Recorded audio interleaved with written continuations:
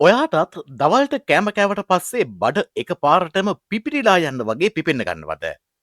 නැත්තම් උදේට නැගෙට්ටකමන් බඩ ඇතුළෙන් මාරම අපහසුතාවයක්.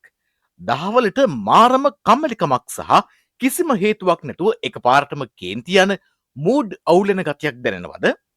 ලංකාවේ අපිට කකුලක් කැප්පුනත් ඔලිය කැක්කුමක්කාවත් බඩරිදුනත් අපි කියන සර්ව කාලීනය ලෙඩක් තියෙනවා.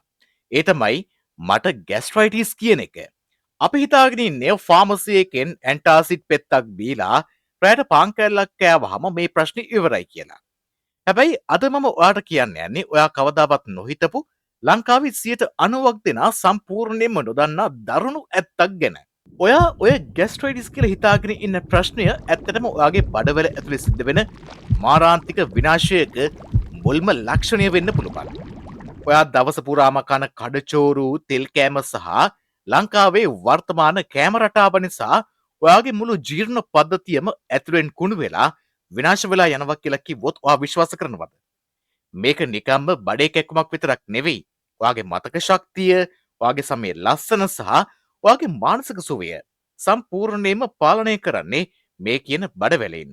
ඔයා මේ වෙනකන් හිතාගෙන හිටියේ බඩවැල කරන්නේ කෑම ටික දිරවන එක විතරයි කියලා නම් අද වීඩියෝ එකෙන් පස්සේ ඔයාගේ ඒ මතය සම්පූර්ණයෙන්ම වෙනස් වෙන්න යනවා. හරි. අපි මුලින්ම මේක සරලව තේරුම් ගමු. ඔයාගේ බඩවැල කියන්නේ නිකම්ම නිකන් කෑම බීම ගලාගෙන යන බටයක් නොවේ. ඒක හරියට මාරම සශ්‍රීක ලොකු වැසි වනාන්තරයක් වගේ තැනක්. මේ වනාන්තරයේ ඇතුලේ ජීවත් වෙනවා ට්‍රිලියන ගණනක ජීවීන් කොටසක්. ඒගොල්ලන්ට වෛද්‍ය විද්‍යාව කියන්නේ ගැට් මයික්‍රෝබයෝම් කියලා. මේක ඇතුලේ ඔයාට හිතකර හොඳ බැක්ටීරියා වගේම ඔයාට අහිතකර නරක බැක්ටීරියාත් ඉන්නවා. ඔයා සෞඛ්‍ය සම්පන්නව සතුටින් ඉන්න නම් මේ හොඳ බැක්ටීරියා ප්‍රමාණය 85කට වඩා වැඩි වෙන්න ඕනේ.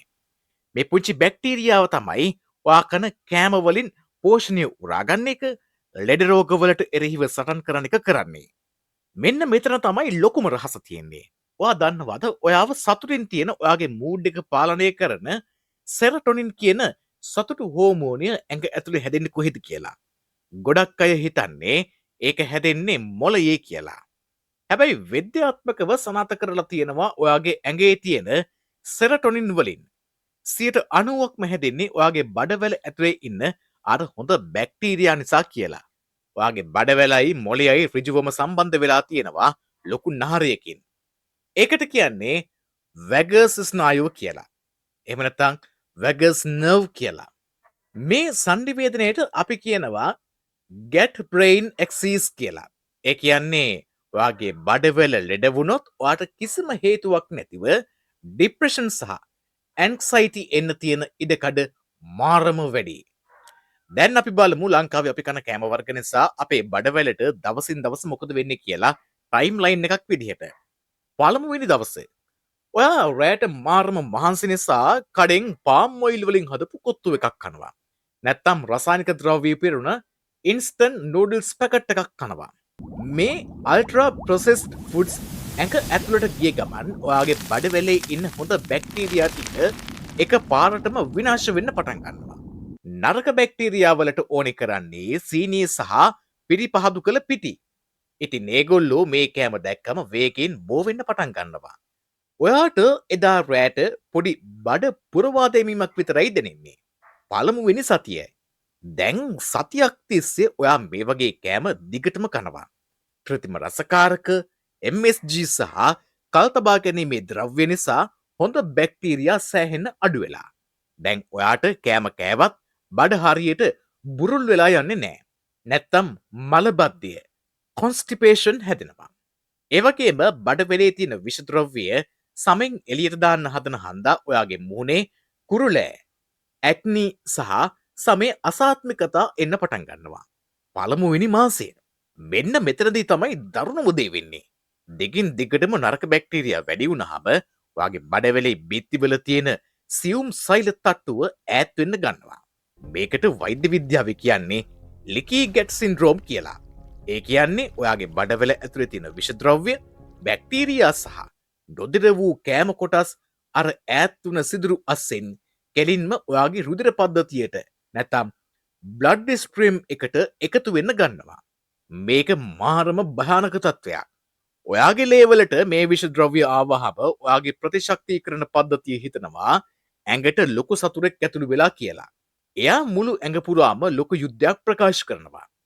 මේකට කියන්නේ සිස්ටමික් ඉන්ෆ්ලමේෂන් කියලා.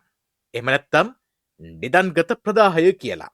මෙන්න මේ නිසා තමයි ඔයා උදේට නැගිට ගමන් ඇඟට පතට මාරම අමාරු සන්ධිරිදෙන සහ දවස පුරාම මොලය හිරිවෙටිලා වගේ තියෙන බ්‍රයින් ෆොග් තත්ත්වය ඇතිවෙන්නේ. ඔයා හිතාගෙන ඉන්නේ ඔයාට තියෙන්නේ බඩේ අමාරුවක් විතරයි කියලා.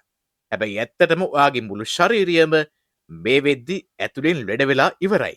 හැබැයි බය වෙන්න එපා. අපේ බඩවැලට පුදුමාකාර හැකියාවක් තියෙනවා ඉතාමත් ඉක්මනින් Tamanගේ තුවාල සුව කරගන්න.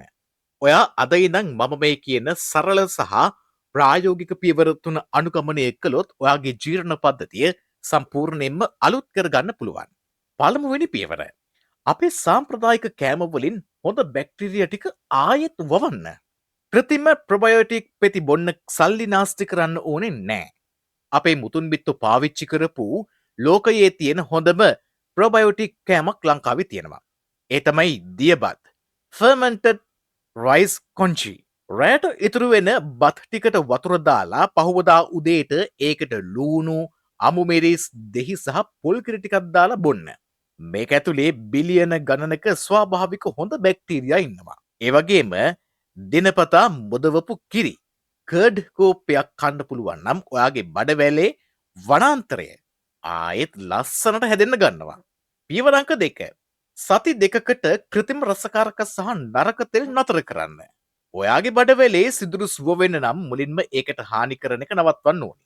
සති දෙකක් විතර කඩෙන් කන ෆ්‍රයිඩ් රයිස්, කොත්තු, පැකට් කළ බිස්කට්, පැණිබීම, ඉන්ස්ටන්ට් නූඩල්ස් සම්පූර්ණයෙන්ම නවත්වන්න.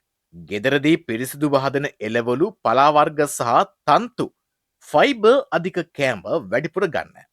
මේ තන්තු තමයි අර හොඳ බැක්ටීරියාවල ප්‍රධානම කෑම ප්‍රීබයෝටික් වෙන්නේ. තුන්වෙනි පියවර. බඩවැලට පැය 12ක විවේකයක් දෙන්න. අපේ බඩවැලට Tamanගේ සෛල අලුත් වැඩියා කරගන්න නිදහසක් ඕනේ. ඔයා අර යටට කෑවොත් පහුවදා උදේ 8 වෙනකන් වතුර ඇරෙන්න වෙන කිසිම කෑමක් බීමක් ගන්න එපා. මේ පැය 12 ඇතුළත ඔයාගේ ඇඟ විසින් බඩවැලේ තියෙන මියගිය සෛල අයින් කරලා අර ලිකි ගැට් සිදුරු ටික ලස්සනට වහලා දානවා. කෙටියෙන්ම කිව්වොත් ඔයාගේ සතුට, නිරෝගීකම සහ දීර්ඝායුෂ තීරණය වෙන්නේ ඔයාගේ බඩවැල ඇතුලේ ඉන්න පුංචි ජීවීන් ආරක්ෂා කරන විදිහ අනුව. ඔයා කන හැම කෑම වේලක් එක්කම ඔයා කරන්නේ එක්කෝ ලෙඩක් වවා ගන්න එක නැත්නම් ලෙඩක් සුව කරගන්න එක. ඔයාටත් දවල්ට කෑම කෑවට පස්සේ බඩ පිපෙන හෝ ගැස්ට්‍රයිටිස් වගේ දැනෙන ප්‍රශ්න තියෙනවද? ඔයා සාමාන්‍යයෙන් සතියකට කී පාරක් කඩෙන් කනවද? ඇත්තම අදහස කමෙන්ට් එකේ ලියාගෙන යන්න. පොඩ්ඩක් හිතන්න.